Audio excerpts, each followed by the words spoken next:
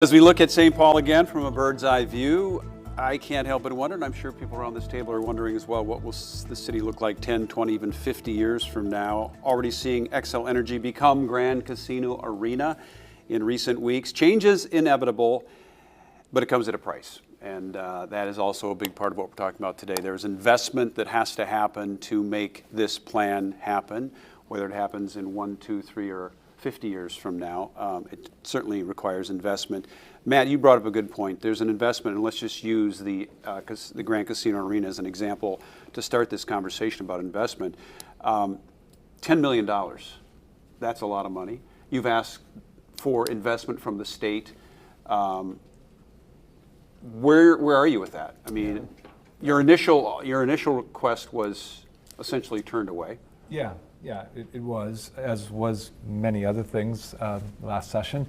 But we're working very closely with the mayor. It's a city-owned building, Grand Casino Arena is, and of course the River Center Convention Center and Roy Wilkins Auditorium. They're all in need of some kind of renovation. But we've agreed together with the city that Grand Casino Arena is the priority. We've downsized that project to make it more affordable. That is, we've listened to the feedback we've heard from the legislature, and we've turned it from actually a tear down and complete rebuild of Roy Wilkins to really a focus on the arena, and we've taken it down to a $450 million project with a $50 million request to the state, 200 mostly from the city, 200 from the Wild, and we're ready to go. That is far less on both a percentage basis and a real dollars basis than, let's say, Target Field or US Bank Stadium. But again, I don't begrudge those because these are community assets. We all need to maintain these buildings for the good of our communities and cities. So we will continue to work with the mayor and his staff, who've been great partners in this effort, and we will find a way to get it done because it must be done for the community and the city's sake. How soon? As soon as people see the light, and again, I don't see it as an option that it can't be renovated. It has to be renovated. These buildings require that. They have to stay up with the times. They have to for HVAC and cabling and safety and flow through the arena. It has to change over time, and so I believe people will see that light. And Craig Leopold, along with the mayor, we've never thought about moving, trying to figure out where else we could go to get something done. St. Paul is our home. We believe in this city, and we're going to make it happen. And we got to get Caprio. There's that issue too. I knew somebody was going to bring that up. See, Matt. I mean, I'm just saying. Can I add some? Just actually want to prompt something with Matt there. You talk about the imperative that this project is, and I couldn't agree more. We're not in that part of downtown, but to me, it's the single most important investment we need to make as a community.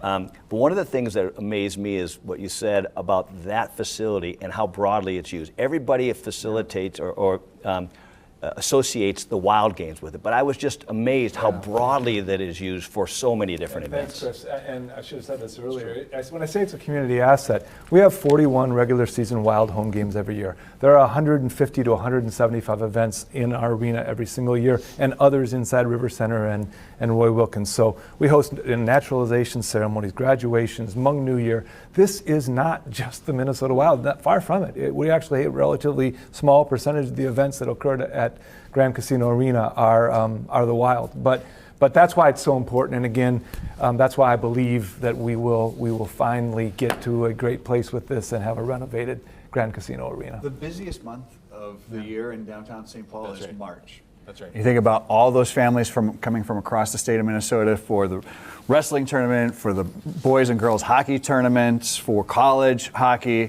And I mean, the Wild are hardly even there in March. Mm-hmm. It is just a phenomenal driver. We also have St. Patrick's Day in March, of course, which is a great day too. But it just really drives a ton of traffic for downtown.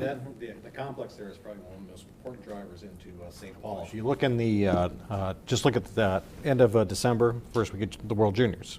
All right, we're going to fill all of our hotels because of that facility. Yeah. They're going to look at other places if it's 27, 28, 29, 30 years old. And other cities are building and they're renovating at a much more rapid rate than we are.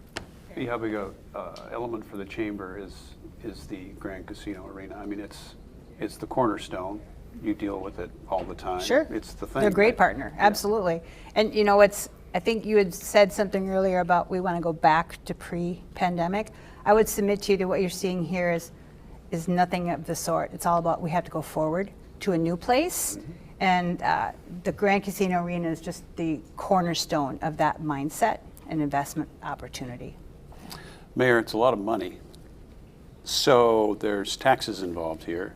For the general public who may be watching this, they'll think, oh, geez, what does that mean for me?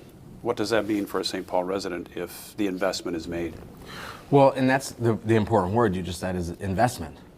And I think most St. Paul residents know this conversation is existing, and most St. Paul residents know we have to push the envelope downtown. Part of the conversation that we had in my budget address a couple of weeks ago, and part of the conversation I have citywide, as folks say, hey, what's going on with my property tax bill?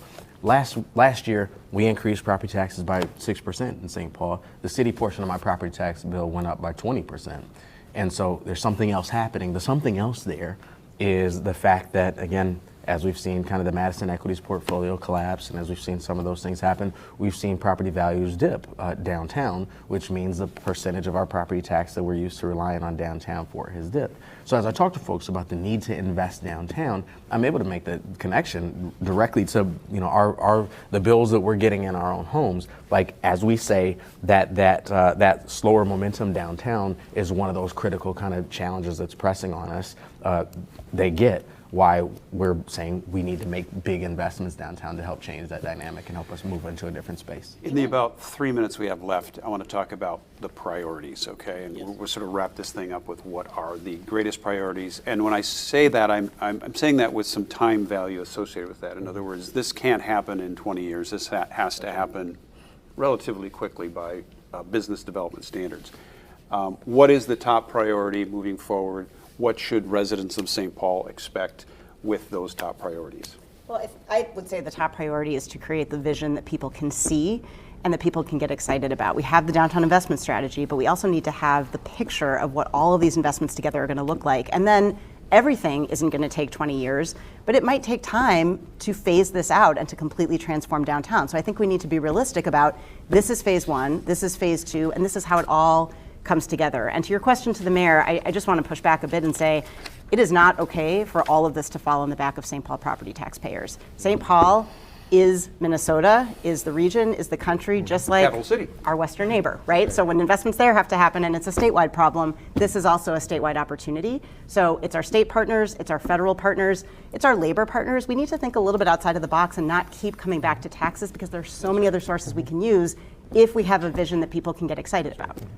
And just piggybacking off the council president's comments, that leverage is so critically important to be able to leverage in the federal and state resources to the benefit of St. Paul is a critical component of this equation. And that's where these conversions, and you look at where we are today, the St. Paul Hotel, and the gap between here and then where the St. Paul Saints are, and the two stadiums have spurred on a large majority of the housing growth the last 15 years in the city of St. Paul. So I do speak very highly about those investments. They're huge. But the gap in between is the opportunity.